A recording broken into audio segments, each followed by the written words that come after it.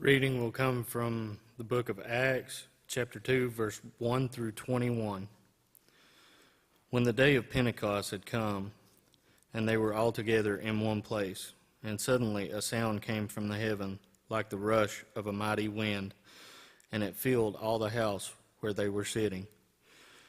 And there appeared to them tongues as of fire, distributed and resting on each one of them.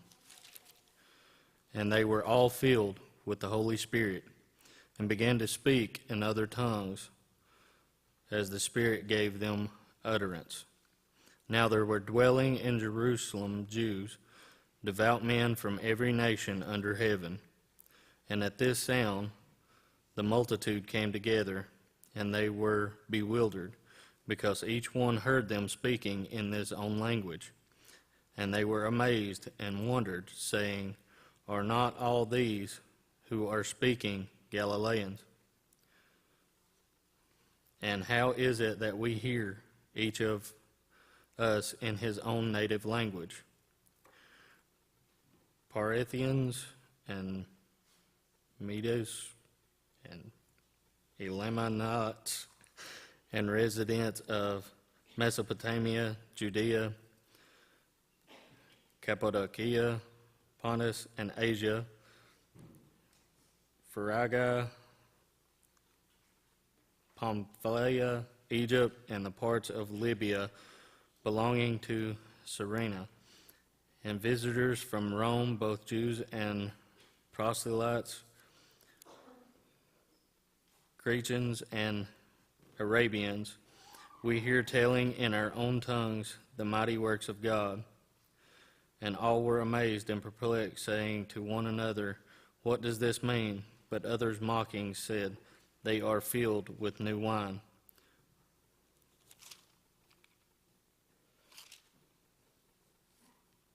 But Peter, standing with the 11, lifted up his voice and addressed them, "Men of Judea and all who dwell in Jerusalem, let this be known to you, and give ear to my words. For these men are not drunk, as you suppose, since it is only the third hour of the day.